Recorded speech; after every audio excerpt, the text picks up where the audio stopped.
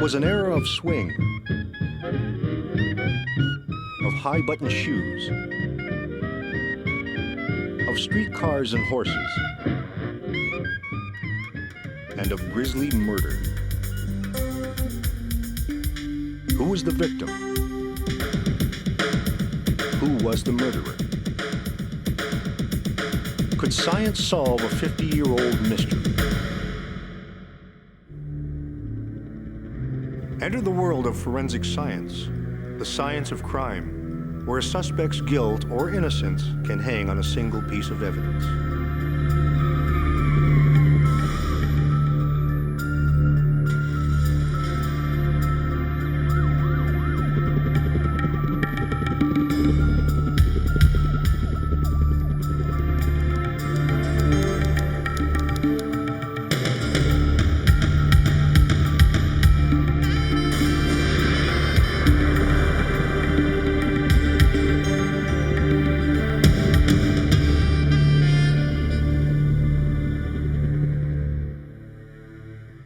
Suppose you found out that your mother, who you always thought had abandoned you as a child, had really been murdered.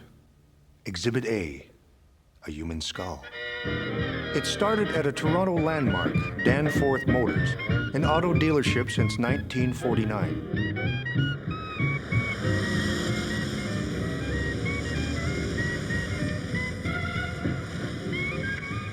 In 1995, when the dealership is being demolished to make way for a senior citizens' home, underneath what had been the cement showroom floor, workmen find a skull.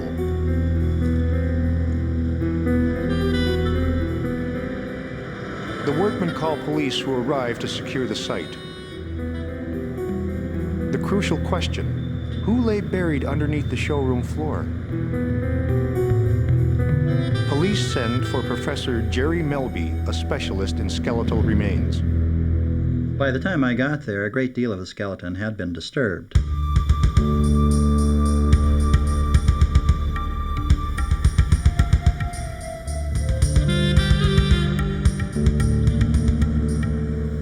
There was a pair of women's shoes,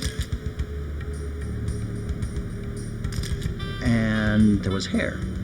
So we were suspicious immediately that it was a woman. A young boy, about 9 years old or so, came up to me and said, "Have you got a body over there?" And I says, "Well, looks like, I'm not sure." And he says, "Well, I'll tell you what you do. Look at her teeth, and you can get a positive identification." Boy, everybody's a forensic scientist. He's quite right, of course. The kid may have watched too much TV, but he was on the right track. The records for missing persons didn't go back beyond the 50s, so in this case, dental information provided a major piece of the puzzle. The denture was very revealing because it was made of vulcanite rubber, and this was a material that was used through the 1940s and 1950s. Melby knew the auto showroom had been built in 1949. Taking those two pieces of information, the victim had to be buried between 1940 and 1949. 1940 when the vulcanite rubber was first introduced, and 1949 when the cement pad was built. The 40s in Toronto, the war and post-war years. Horses, cars, and streetcars competed for road space. Swing was in.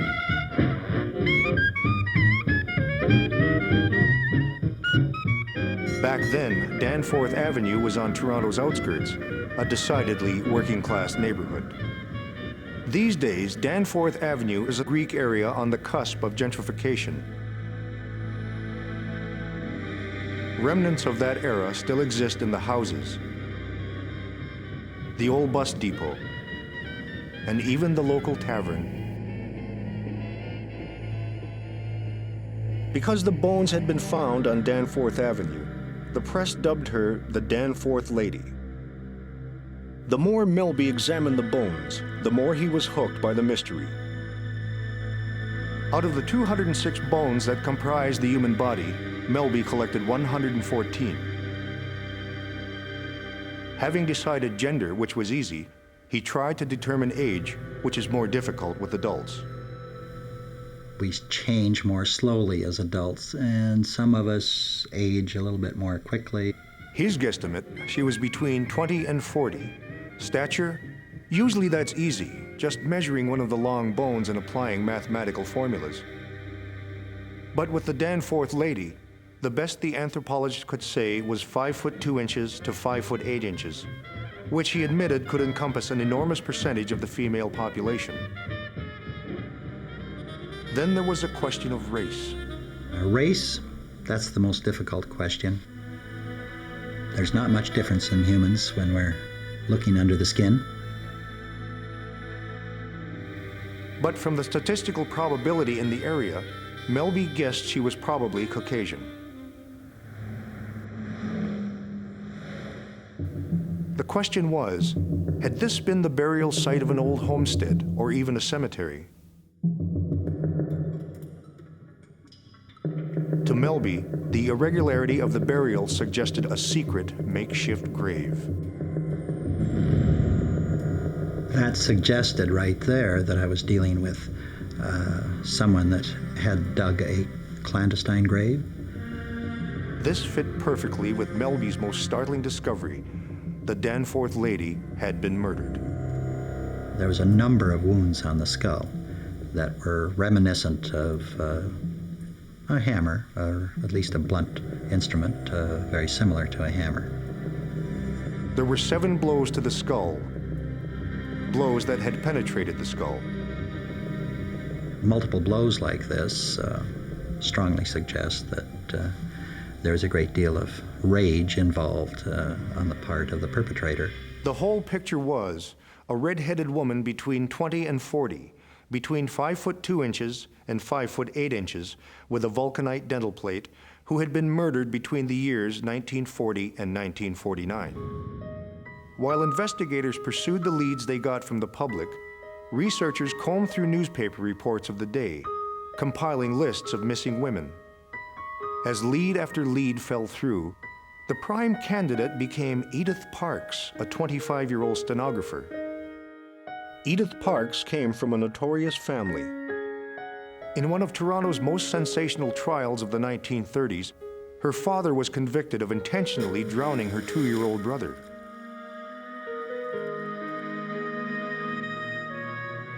In May of 1949, Edith Parks was seen leaving her flat on a Monday morning.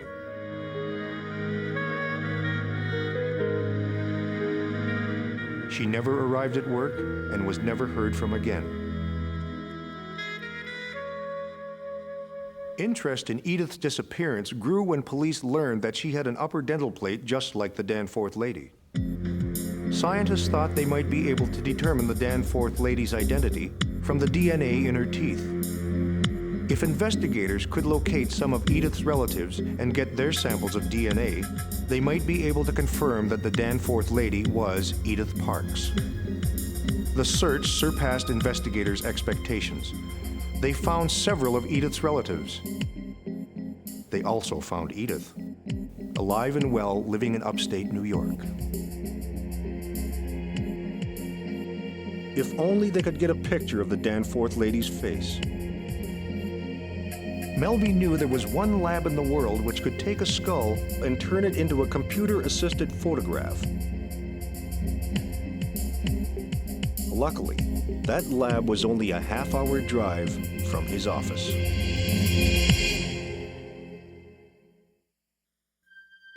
Betty Clark is an artist who works for the Metropolitan Toronto Police.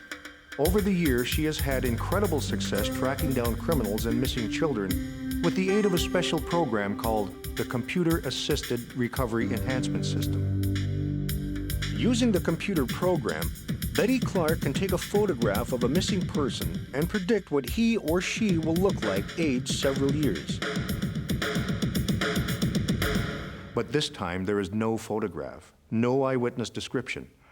All Betty Clark has to go on is the Danforth lady's skull.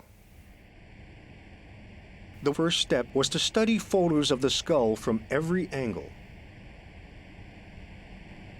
This tells you a lot. It's a very large head, quite a prominent nose on the bridge, and there's a large overbite with a space between the front teeth.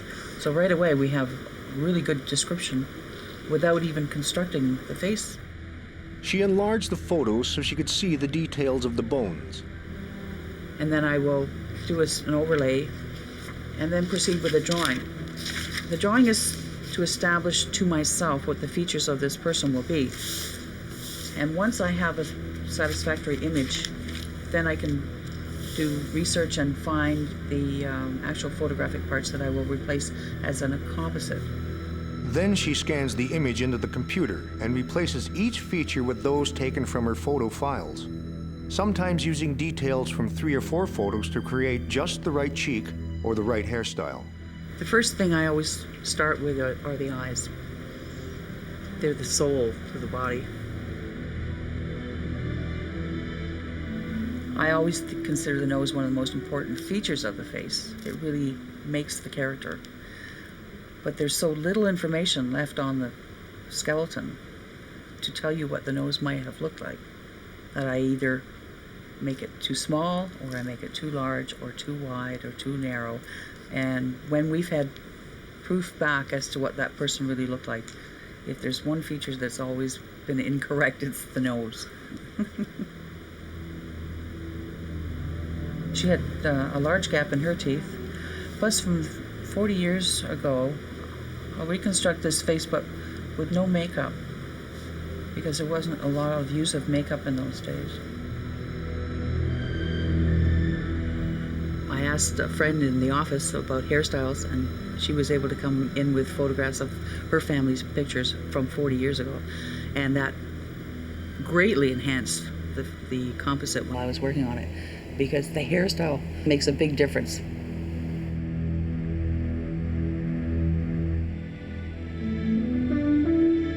The composite of the Danforth lady is published in all the local newspapers. You sit there and you wait, because now someone has to positively identify this. So you're sitting on pins and needles. Bob Burns, a retired teacher, saw the photograph in the newspaper and called police. His mother, Molly Burns, who had disappeared in 1943, was 5'5" with dark red hair and a vulcanite dental plate. But what really caught investigators' attention was a photo of his parents on a railway pass issued about a month before his mother disappeared. His mother's likeness to Betty Clark's composite photo was uncanny.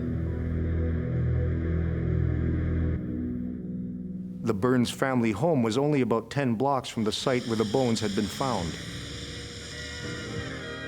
Molly Burns did laundry to make ends meet, and when his older brother wasn't around, Bobby helped. Bobby remembered his mother's laugh.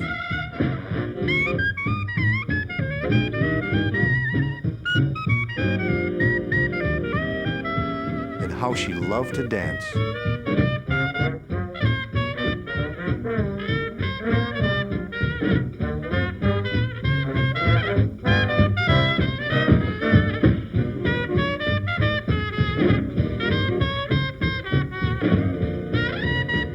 Love to drink.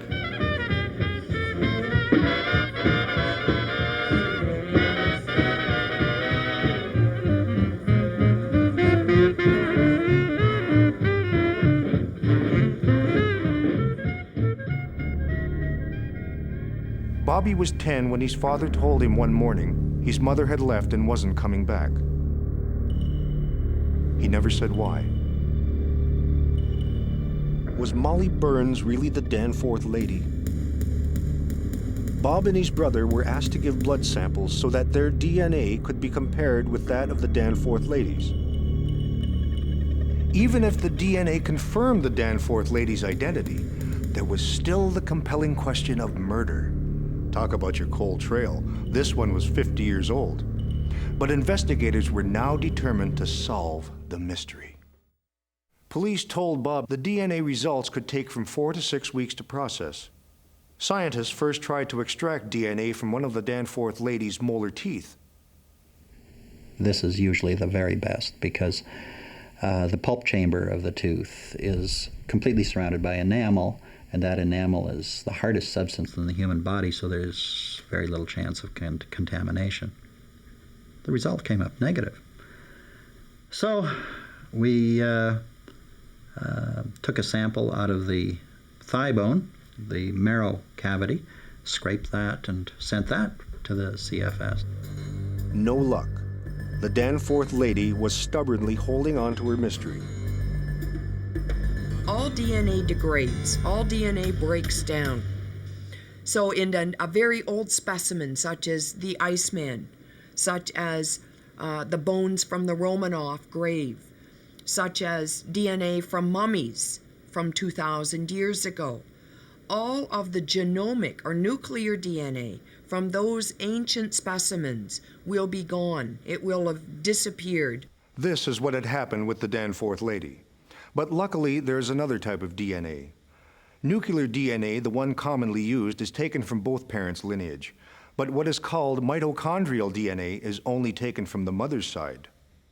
That means that my DNA will be the same as my sister's and brother's DNA, and all of that will be the same as our mother's DNA, which will be the same as her mother's DNA, which will be the same as her mother's DNA, etc. Investigators, meanwhile, had located Molly's younger sister, Sarah. She told investigators that Molly's husband, Henry, was an assistant blacksmith who had trouble keeping a job. That's why, to make ends meet, Molly took in laundry. Henry, like Molly, also enjoyed his booze. It made for a stormy marriage. Especially given Henry's jealous streak, he was always accusing Molly of flirting with someone. Sarah always thought this was just Henry's jealous streak. The last time Sarah saw Molly was the summer of '43 at their mother's. Later, Sarah would remember something fishy about that day. Molly was taking a long time putting on her makeup. It wasn't like her to do herself up if she was just taking the streetcar home to her family. It must have been a few days after that Henry came out to her place and told them Molly had never come home from her visit. Henry was convinced Molly had run off with someone. Molly's mother placed advertisements in local newspapers, pleading with her daughter to come back home. She never got an answer. Now she knew why. Was Molly meeting the person who ultimately murdered her? And why had her body been discovered back in her old neighborhood? Bob Burns had talked to his older brother. What they'd pieced together put quite a different spin on the story of their mother's disappearance. The last time they'd seen their mother was a Saturday night in 1943. Molly and Henry had gone to their usual watering hole. His mother wanted to dance. Henry was talking to a buddy.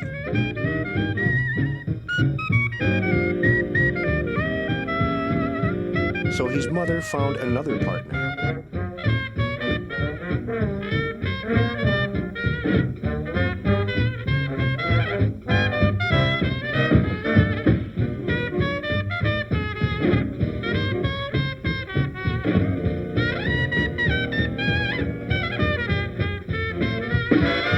In 1943, even on Saturday nights, Toronto had strict liquor laws requiring places to close early. So his parents invited the gang back to their place to continue the party.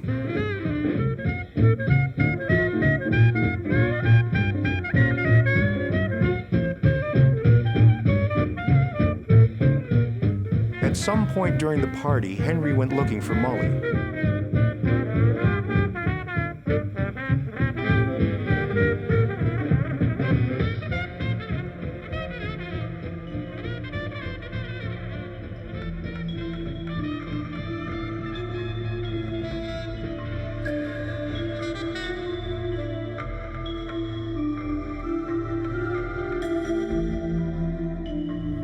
When he caught her with the waiter, a fight broke out.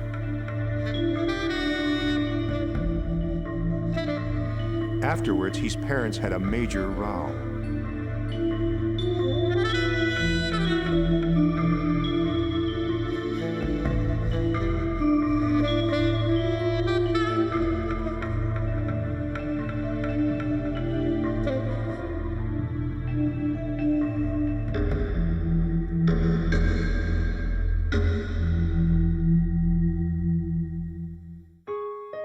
The following morning, Bobby's father told him his mother had left and wasn't coming back. He never said why. In this new light, it seemed Henry had motive and opportunity. And the murder weapon was a hammer. A readily available weapon for someone who worked as a blacksmith's assistant. Case solved? Not so fast. The first rule in any investigation is not to jump to conclusions. Henry Burns didn't have a car. So how could he possibly have carried Molly's body the 10 blocks from the house to where the body was found without being seen? As investigators pondered this, results came back from the mitochondrial DNA test. It confirmed that the DNA of the unearthed skeletal bones was consistent with Bob's DNA. The Danforth lady finally had a name: Molly Burns. But what about the last mystery? While Henry may not have had a car, as a blacksmith he certainly had access to horses. Maybe that's how he transported Molly's body after he killed her.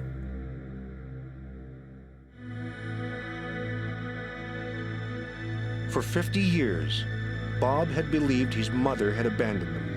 His older brother used to joke to his wife, "We must have been rotten kids." Bob never suspected his mother had been murdered. "It makes me feel a lot better to know that she didn't abandon me," he said. "It's a big relief to know what happened to her." Small consolation, perhaps, but it helped to unburden the child inside the man. One of the interesting things that we learn in this field is that no death goes unnoticed in our society. And we don't give up easy when we find a dead person and we don't know who it is. We really want to know who it is and how she died and who did it. Yeah. It's important. At least it seems important to me. Thanks to advances in forensic science, the most important questions have been answered. Molly Burns can now be finally laid to rest.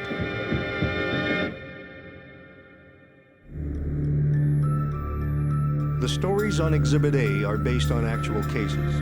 The names of the victims have been changed to protect their identities. The names of the guilty are real.